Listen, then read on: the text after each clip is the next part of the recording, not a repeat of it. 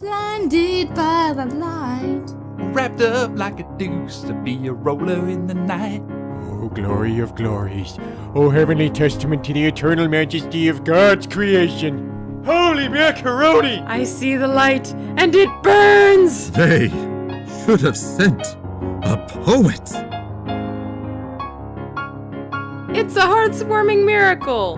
Fausticorn bless us, every pony.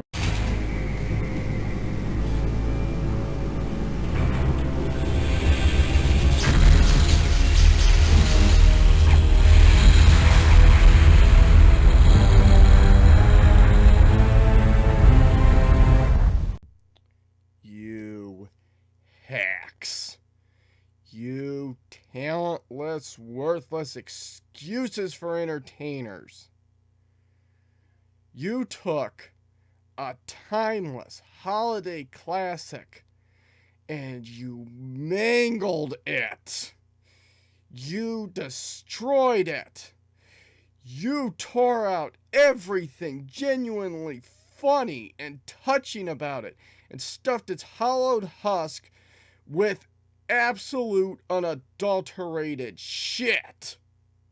I know that this is a bit late with the video already being more than 1 month old, but revenge is a dish best served cold and is very cold in January. Okay, now that I've got that out of my system, yeah, I've actually kind of liked some of the Brony Holiday Community productions, like A Lethal Halloween. I like that. I thought that it was creepy. It was good horror. And I like this year's Halloween special. I thought it was genuinely funny. But when they did this, when they took a Charlie Brown Christmas and made, well, what we saw, I was personally insulted. Seriously, I was insulted with this thing's very existence. Watching it, I felt like I was watching people literally take a shit on Charles Schultz's work. Part of it is, I know the story behind A Charlie Brown Christmas. I know how much he had to put up with in order to get what we saw on screen. The network wanted to take out the Bible passage. He insisted that it remain in. The network wanted to add a laugh track. He insisted that it be left out. I think if he had not stuck to his guns, what we would have seen would have not been nearly as good as what we ended up seeing. It is a pillar of authorial intent and artistic integrity. So when you come by and just do this, I personally find it insulting. I really do. I mean, well, first of all, the humor was awful. I don't care. I don't care about real life shipping. So the joke about KP and Silver Quill being shipped together, yeah. I don't care. I don't care about the Brony wish list. The show's not meant for them. And so much of the humor came off as, we're such better comedians. We can clearly do better than Schultz did. Let's one up the jokes. Let's not just have Snoopy dancing on the piano. Let's have him break it. Let's have Snoopy not just decorating a house. Let's make it a full construction project. And to me, that is the most insulting pathway to parody. No, you don't do it that way. I mean, you can riff plot holes. You can play around with context. You don't go through and essentially play through the entire thing, but alter it because you think that you're funnier.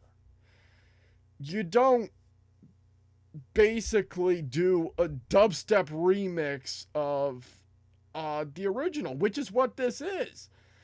This was them taking the story and trying to kick it up to 11, and it was just awful.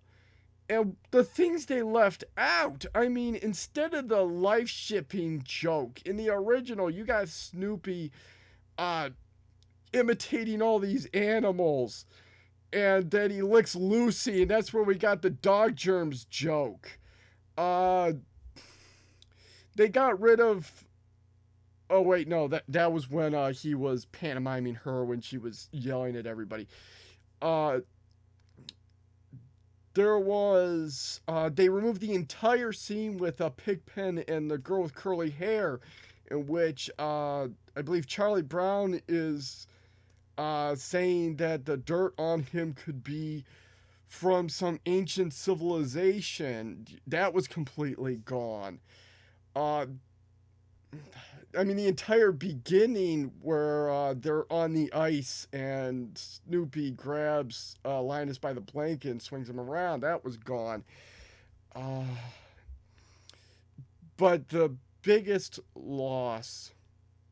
Actually, no, I don't want to get to that yet. I want to get to what... The one thing they got right, and that was having Dr. Wolf do Linus. It had to be him. Only he could have done him. Because watching this, I was dreading when they were going to get to the Bible passage. I'm like, if you screw this up. And I was so thankful that, granted, it wasn't a Bible passage, obviously, and they didn't try to make it sound like a Bible passage, but it was heartwarming, and that's what it had to be. That was the only good thing to come out of this, and it really tells you when the best thing to come out of this is they didn't screw something up. It was not so much that it was good, it was that it was not bad. But the biggest loss was the little tree in the original. That is the most touching thing ever. Because if you actually watch the original, the tree starts out really sick, really small. It's only got like 2 branches with a few needles on them. But if you watch, the tree gradually gets bigger and stronger. It gains more branches, it gets taller, it gets more needles. You know, as Charlie Brown's showing it love, and it's like, you know, it's responding to his love, and when everybody else loves him, it becomes a, it becomes a full, healthy tree, and that was just so cute and so heartwarming. And they completely destroy it with this, in which they break the stone heart over Silverquill's head because LOL hashtag hurt Silver. And it's like, you just murdered the soul of the original. You know, I mean, the stuff up till then, it was just, you know, talentless hacks trying to ape the thing and try to do monkey see, monkey do better. That was genuinely insulting. I'm like, why did you even touch this if you weren't going to put that in? I was just pissed. You know, when I was done, and I mean, that final joke where Flash Sentry's on the moon, and that, you know, someone being banished to the moon, which is, you know, Bronies have considered a fate worse than death, and it's a miracle, and they should be blessed for this happening. You people suck. You truly suck. I hate you all for this. I personally hate you. And the thing is, I mean, I typically enjoy Silverquill stuff, but I hated him in this. Snoopy's not supposed to talk. And he's definitely not supposed to have this horrible dialogue coming out of his mouth. Just, oh, I hated this. I hated this. It made me glad I'm not an analyst. It made me glad I'm not a brony. You know, even more than usual. I mean, I don't want to be associated with this crap, and I hope they never do it again. I mean, I hope, well, I mean, there are certain things that would work in the parody. I mean, you know, when I was watching this, I'm like, this brand of humor would have worked perfectly if you had been doing National Lampoon's Christmas Vacation. If you had done National Brony's Heartwarming Vacation with this brand of humor, I would have loved it. It would have been perfect. But taking something that doesn't fit in with this brand of humor, and the creator had to go through such challenges to make it the way he wanted, just it insulted me. And yeah, this is a ramble. I don't want to write this down in a script. I don't want to read off a script because I just want to react. And yeah, I know it's more than 1 month later, but going back and watching it, it still hurts. It still hurts to watch this. It still hurts to know that this thing existed. And yeah, that's all I gotta say about it. It was awful, and it was just disgusting.